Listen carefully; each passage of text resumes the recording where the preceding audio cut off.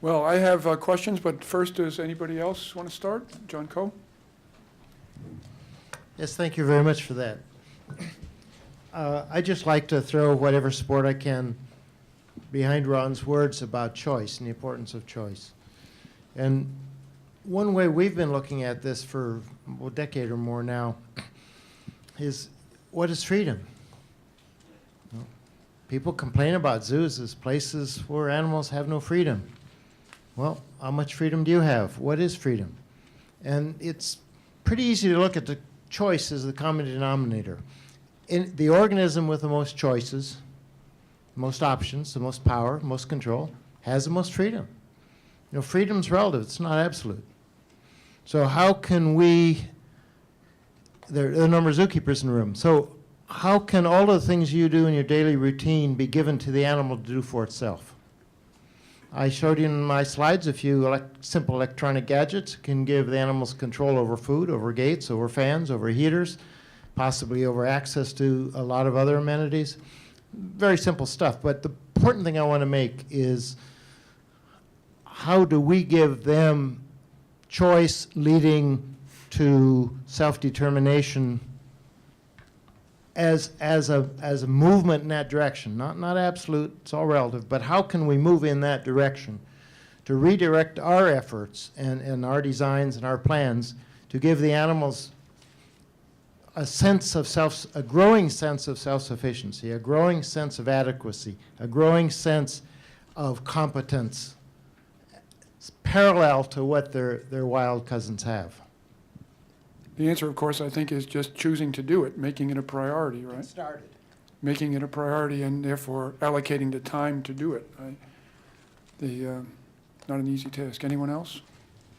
I'm sorry, Ken. Ken Shapiro. Sure. I just wanted to raise the question of bringing together the two functions, two of the functions of the contemporary zoo. One is conservation, that just was discussed, and the other is welfare. And I just wanted to point out the tension between those and raise that as a question so that we don't avoid that ethical issue and its demands. So, for example, Ron mentioned that we use the term collection sometimes, and that doesn't allow for the individuality of an animal.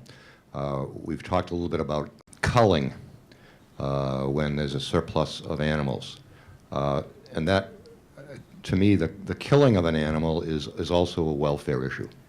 I know in some of the literature in the laboratory animal discussions, the welfare only referred to how the animal was treated, and killing was not considered an ethical issue, but I think it is.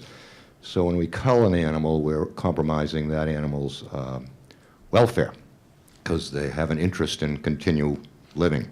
So again, I would raise the question of whether the contemporary zoo is the best institution to meet the various needs of functions of conservation and welfare and education and so forth. It's interesting. There are two questions from the audience that stem right from that. And Jim, I did see you're coming, but Ron or anyone else, let's go ahead and take this question on. This question of culling. The questions from the audience include.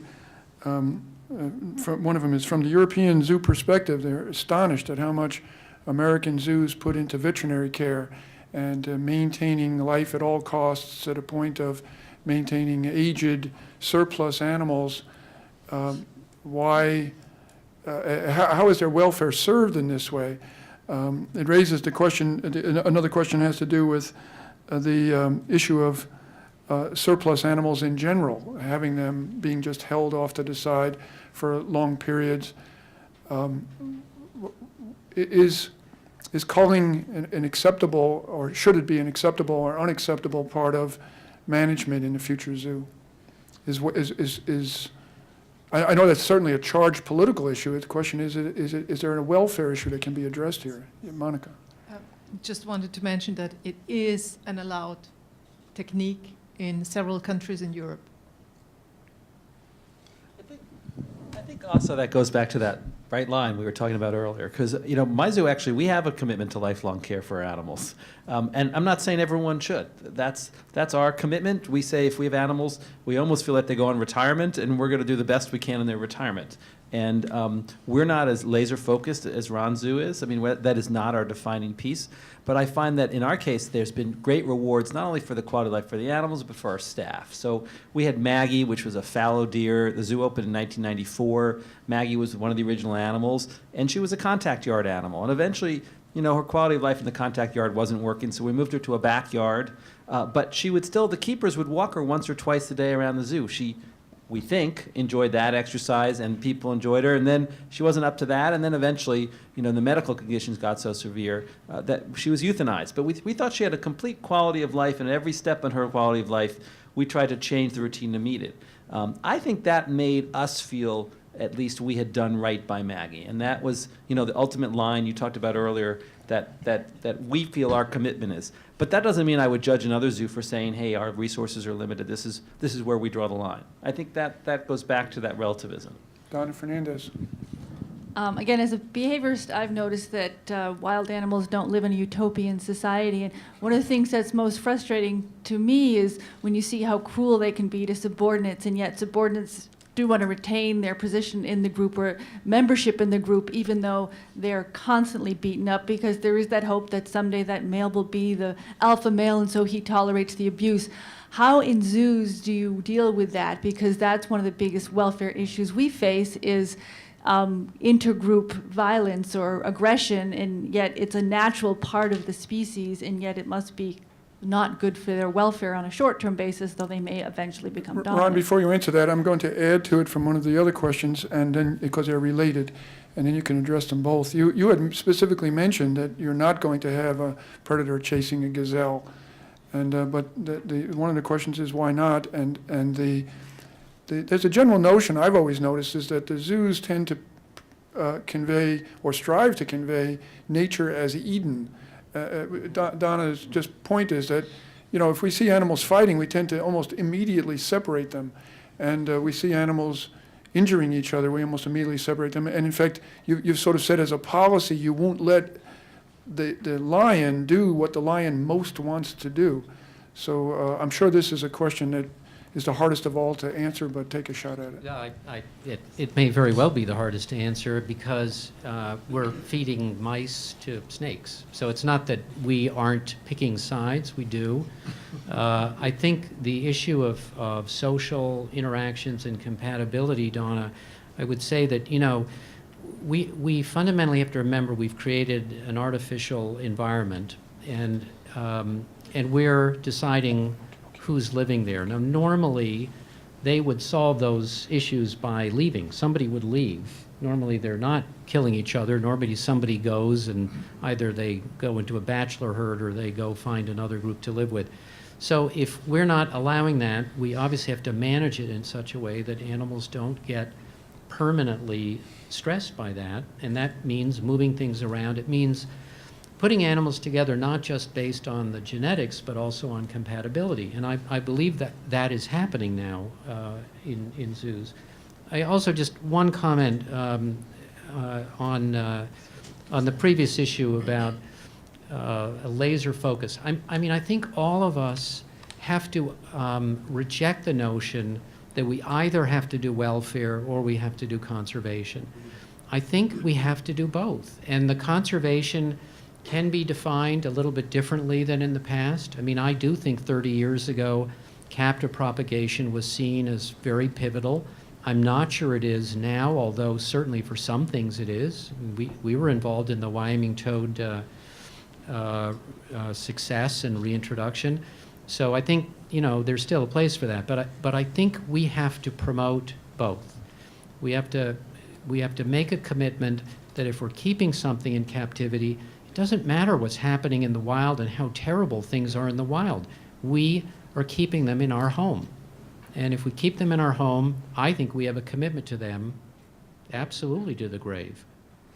I know, Jim, do you want to come in here, or If you want to continue. Don Moore had Yeah, so I kind of have a deep, dark secret like Donna. I'm also a behavioral ecologist. So in terms of the culling issue, you know, as an ecologist, I think about carrying capacity, and I think about the females that we have on birth control, because I personally have a lifelong commitment to these animals, as you know, Ron, and we do manage the geriatrics and stuff. But you know, the lack of behavioral opportunities for those females that are on birth control really bothers me. And the only alternative, and this is where the tension is going to come over the next 50 to 100 years, the only alternative is to allow them to breed. And with a 50-50 sex ratio, then and lack of real carrying capacity, that means culling. The other thing that's coming out of science right now is the physiology of females that are on birth control, and it's not pretty. You know, so Janine Brown is the expert in that, and she gave a paper at the AZA meeting this year. And these females, and it's females with uteri, are developing uterine cancers at a very, very remarkable rate. And she's surprised by that. And by the way, it goes to stingrays also have uteri, and they're also developing these cancers if they don't have access to a male. Not just when they're on chemical control. So they are suffering. They are suffering animal welfare. And so, you know, do we not breed them and let them develop these cancers at an early age, or do we breed them and then cull their offspring? And we're going to have some deep dialogue about So that. that is indeed the question. What's the answer? I didn't say I had an answer. I Well, said I was let raising me- the tension. Let me offer something which is not new, and we've talked about it for a long time. You know, we could say that we need to tax ourselves. I know this is, you know, not popular to talk about taxes these days, but AZA could say, you know, there's a certain percentage of your budget that goes to AZA, which establishes these breeding centers or these reserve areas, which would cost a fraction of what it takes now for us to hold those animals. And, you know, let's replace all the Texas ranchers that are shooting all of the exotics in Texas with huge areas that could accommodate the surplus that is necessary if you do breeding programs because of the 50-50. So, I mean, there could be some collaborative initiatives. They will cost money.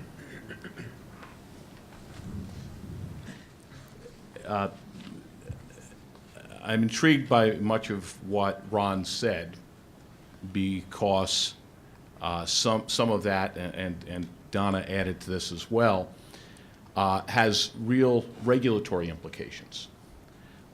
Whether it be the minimum standards of the Animal Welfare Act that you mentioned, or that social compatibility issue that comes into play.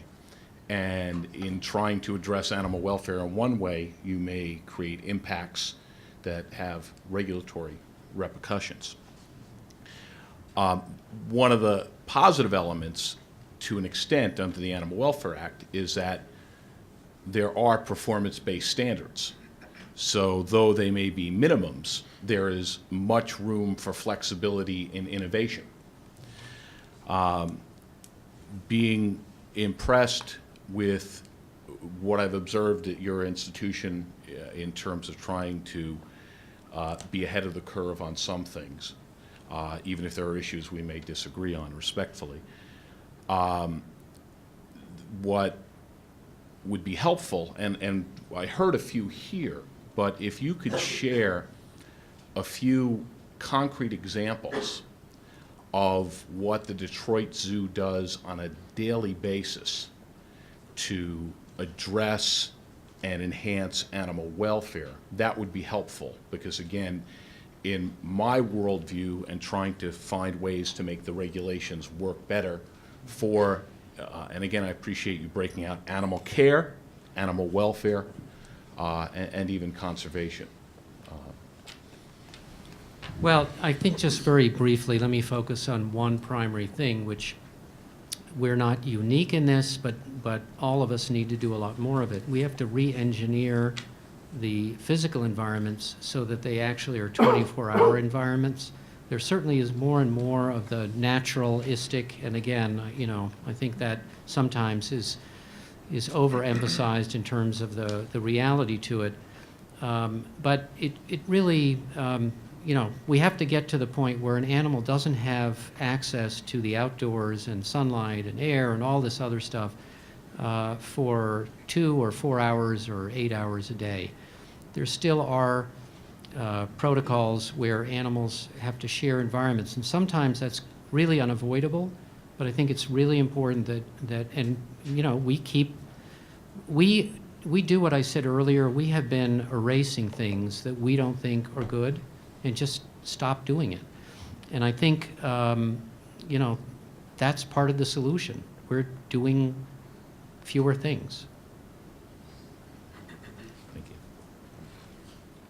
Okay, thank you. And I should say that there have been a number of cards passed up offering comments, and some in the form of questions, some in the form of comments pertaining to the topic of animal welfare. The parallel between feeding mice to a snake and a gazelle to a lion has been mentioned, and one comment is that doubtless animal welfare would lead to less frustration and likely less injuries in zoo settings.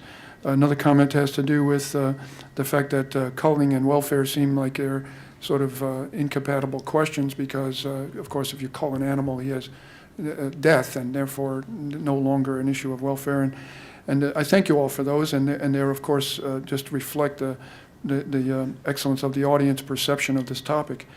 But off the topic of welfare, the following kinds of questions have been asked, and they have been turned in throughout the day, and so some of them go back to even earlier topics. So one of them has to do with backup holding facilities. So many advances have occurred with exhibit design, but yet the holding facilities have not changed in almost 100 years. What barriers need to be overcome to improve the design and the implementation of better holding facilities? Anybody want to respond to that? John Coe.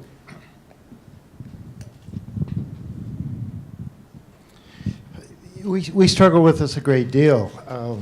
To me, the biggest hurdle to overcome is the inertia of tradition. Right now, the technology is available to build anything you want. And so it's the realization that the animal's alive and has needs when he's off exhibit. And also overcoming the tradition that you have to lock them up at night. Why can't they be out all day and all night? Or particularly if you have animals that are hardy within that zone and so forth. So I think the technology is there very easily, and it's overcoming tradition is the greatest hurdle.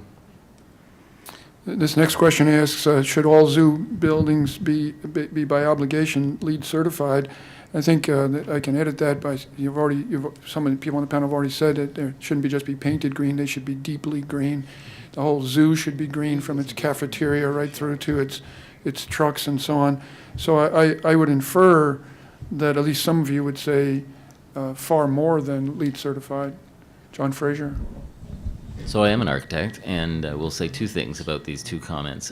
One, that the holding has changed radically in the last 20 years, and I think it's a fallacy to suggest that they have not changed. I mean, I can think back to the early 80s when I was looking at what holding looked like.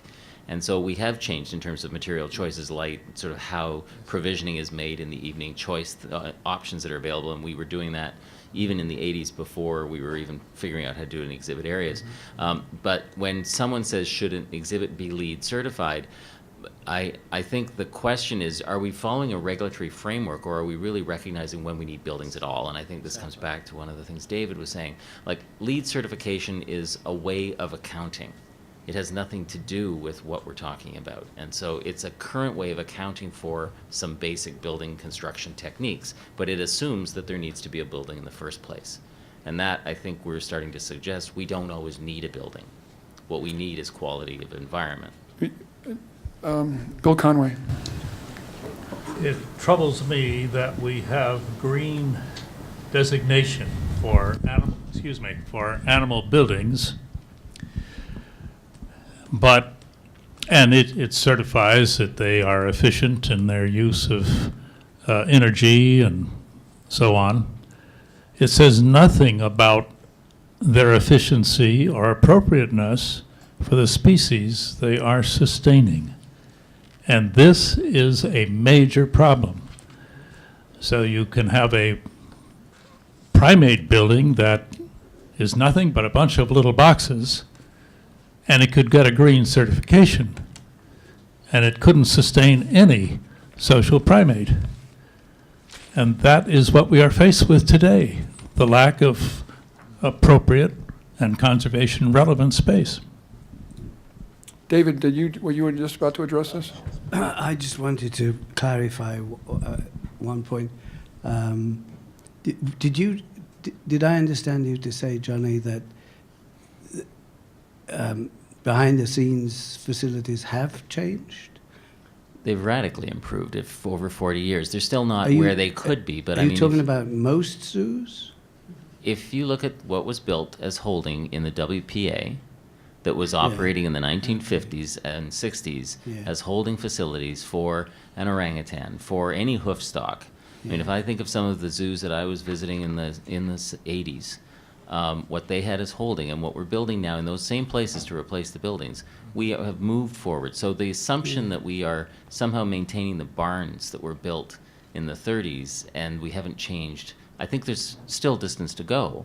But what I'm suggesting is that we already think differently about what overnight holding is, what access is, what material provisions are even in there at the base. Yeah. Natural light. I'm not saying it's perfect, David, but I am I saying wouldn't that say it's radically improved, and we are continually seeing improvements even in material choices. How many rusty steel doors are out there compared to those that are materials that are not going to pose harm to an animal, compared to what there would have been even 10 years ago? I've never seen rusty steel doors in a holding facility, but I've been in modern zoo exhibits that typically have steel doors, and they still clang when they shut, and the noise ricochets all around the walls, and keepers will come on and they'll lock them up at 4. I mean, you were mentioning it was wrong to put animals away for 2 hours. What about 6 months? I don't think we should be patting ourselves on the back. No, I'm not trying to pat people on the back, but I am saying that, yes, there's steel doors, but at least we're now putting a lot more UHMW doors in there, which don't clang, which are basically plastic, which are sanitary, and can replace the steel doors. But what we're not doing is hiring architects who know how to do that. Yeah.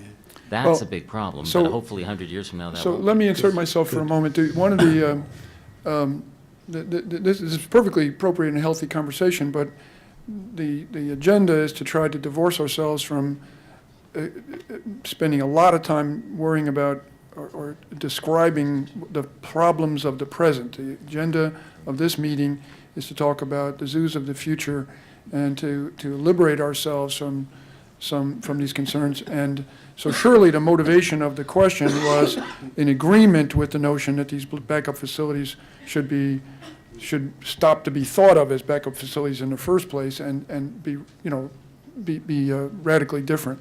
And now, but here's a question that was submitted that really is in the spirit of the symposium.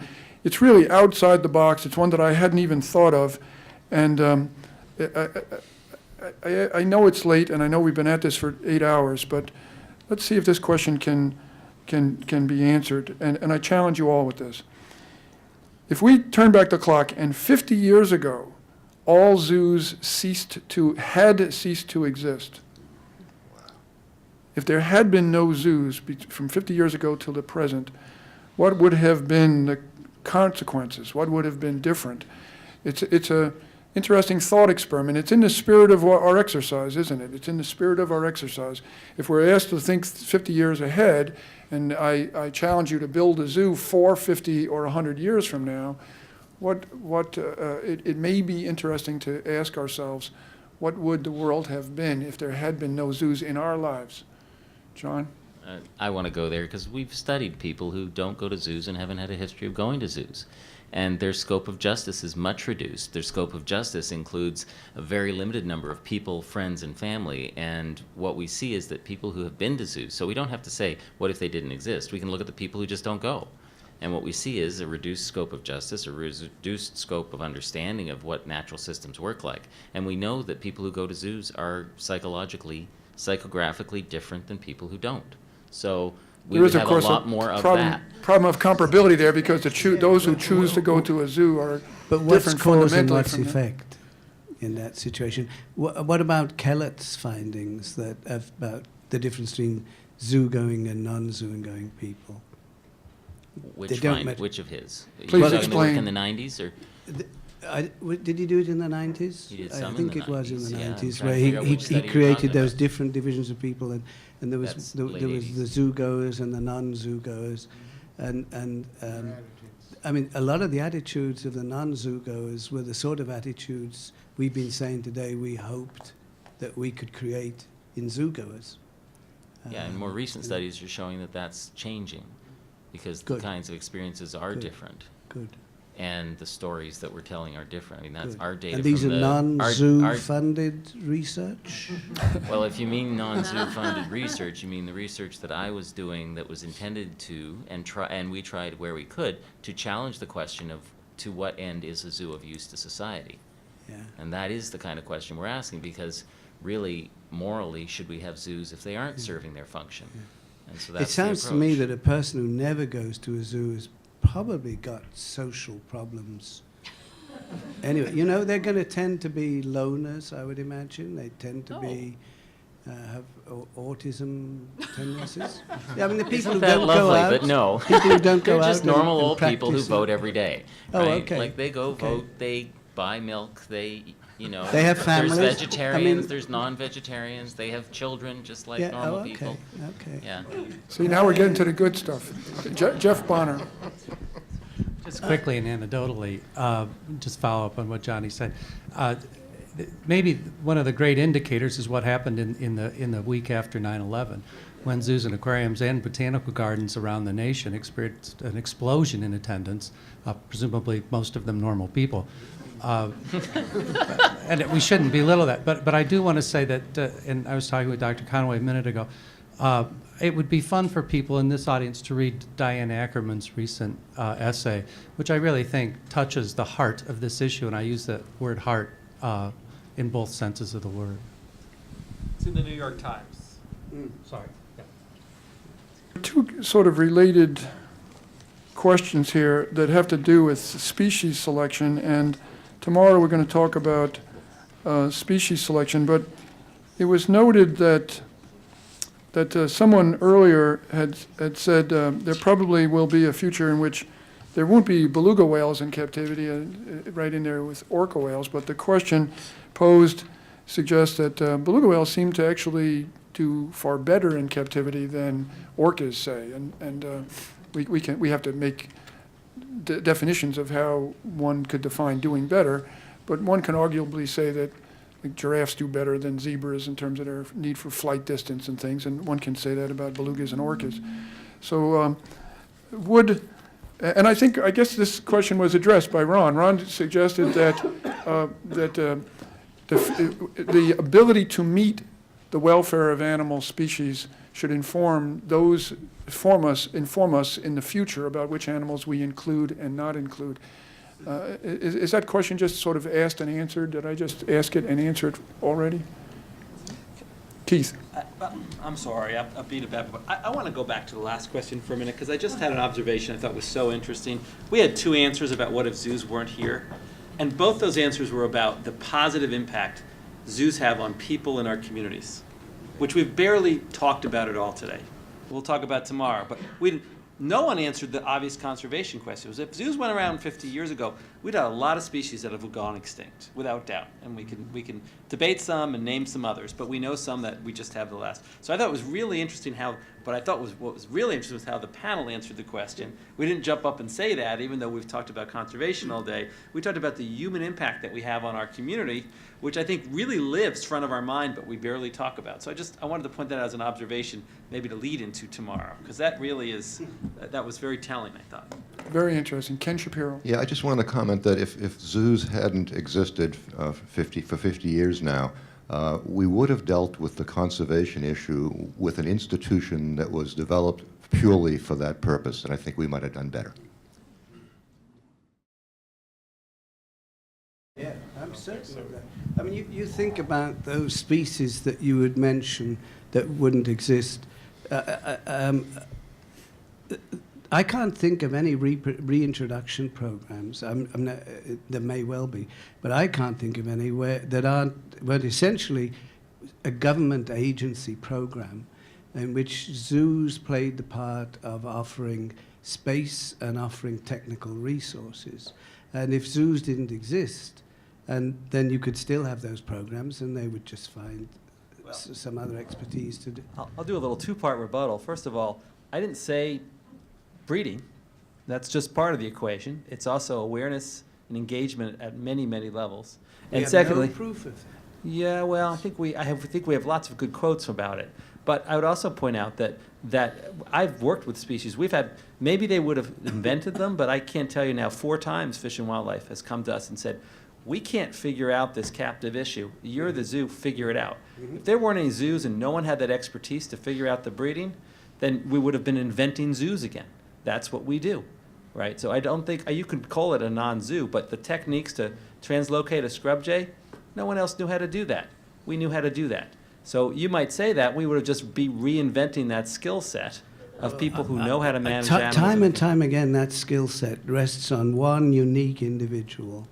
No one in our institution had ever worked with scrub jays. Yes, we know how to, so somebody worked it out. yes, because we knew how to work with lots of other species of birds. Yeah. That skill set is a captive. If zoos didn't exist, you could find people who knew, who had kept birds in backyard aviaries or whatever. They would have those same Well, set of if skills. that's zoos didn't actually a exist, zoo. then what's the I difference? just think zoos are in danger of inflating their own self-importance. But in here's this John's regard. point. Then if you want to call it zoos versus private collection of bred animals. No, I'm just fine. talking about expertise. But without 50 years, no one would have that expertise. 50 years of no one keeping birds would not have that expertise. Unless we called it a farm. 50 years. That was the answer.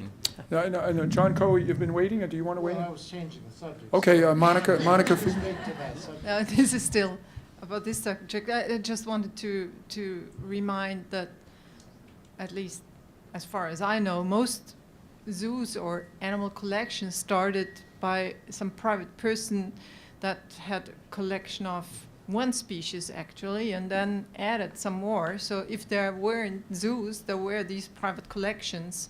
And I know a number that just started letting visitors come in much later. They had the collection first, and they had the expertise because they were interested in that particular species or maybe a taxon. So if there weren't zoos, there were something that's like a zoo and may not have been called zoo. Okay, with an eye on the clock, we're looking for a last word. John, do you want that? Well, yeah, maybe this will work. Well, trying to draw it back to the big picture, the question of whether belugas and orcas are suitable for captivity or suitable for zoos, suitable for marine parks, again begs the question of where and when are we talking about? They're probably not suitable today. Will they be suitable in 50 years? What's captivity? What's a marine park? How do we redefine an encounter with orcas so that the orca benefits and we benefit and we have a symbiosis going on and everybody wins? And if we want to call that a zoo or not, I don't care.